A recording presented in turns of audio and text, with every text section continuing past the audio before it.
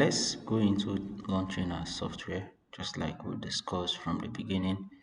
Um, if you check my toolbar, I decided to put my hair in my toolbar so it will be easier for me to locate. Some persons can decide to keep their one anywhere around here.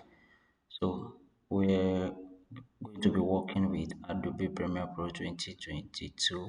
So all I just need to do is to double click and allow it to load. As you can see, it is loading, so I'll have to just fasten this because of time.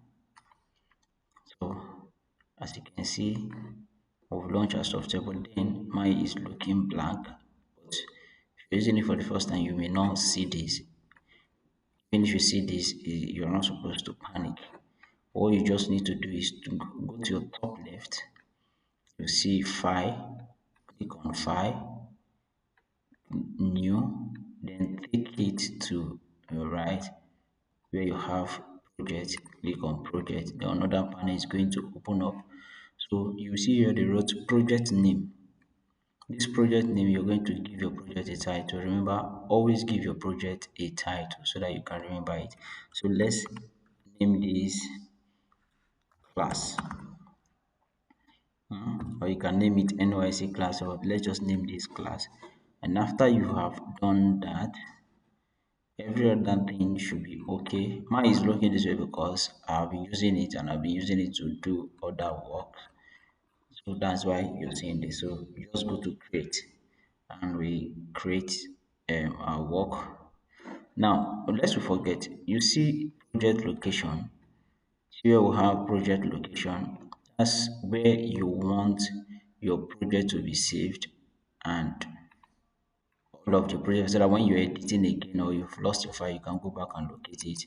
So that's it. You can see my one is in usual, my name, document, Adobe Premiere Pro, and all the rest. So if you want to locate them, that's where you go to. So you just hit create and you create it.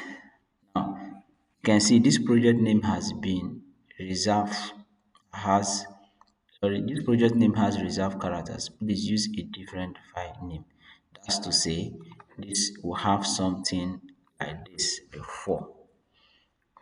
We'll have something like this before, so we'll have to make it different. So let's give it another name. Class 1, 2, 3. So let's see, this will go. So here we go. Our project has finally opened, and this is the Adobe Premiere Pro interface. This is Adobe Premiere Pro interface. This is how it looks like. It looks very confusing and very scary, but then don't be scared. So I will take you through the interface for this class. I'll take you through the interface. But then, so we have a different panels. There are a lot of panels in Premiere Pro, a lot of project panels in Premiere Pro, but then we'll be talking about these four because these four is what we'll be using primarily. There are still other ones we'll be using, but then because of this class, we'll be making use of these four. As time goes on, we'll be getting more of it. Now, let's look at this.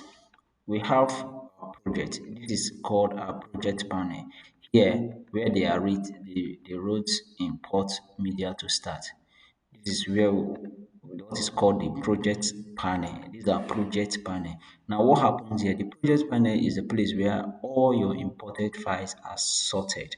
All the files you import, this is where they are sorted, arranged, and otherwise.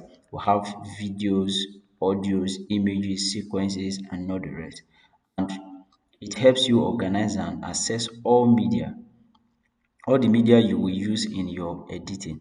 This is where it is being done. Once you import them, they come here, you arrange them, they help you to sort them out and access all of them.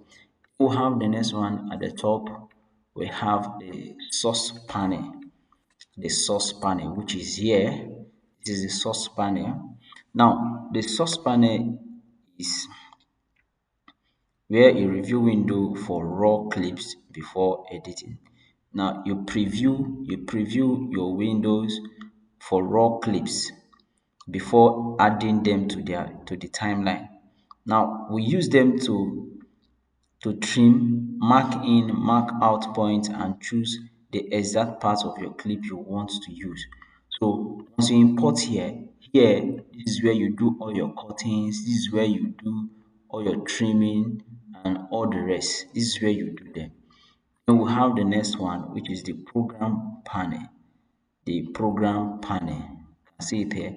Now the windows that shows this final output of your timeline sequence, that's this place. This is where this is where shows the final output of the timeline sequence. Whatever you have edited in your timeline, it is going to preview here. You're going to see the results here. Then we have the timeline, which is this. The timeline is a place where you arrange and edit your clips. So it is used to cut, move, layer, and add effect to build your final video sequence. This is where it is being done. So once you have done all your cuts, all your moves, all your layering, adding effect, you will now see the result in your program panel. You see it in your program panel. Then these are just basically the four panels, the four major panels we'll be using. Of course, if you check, you can see other ones here. We have the essential graphics, the numeric color. We have our toolbars where we select our tools. But then we are not going to talk about this for now, basically. In our next class, we'll be talking about how to use these four panels and other panels we have used. See you in the next class.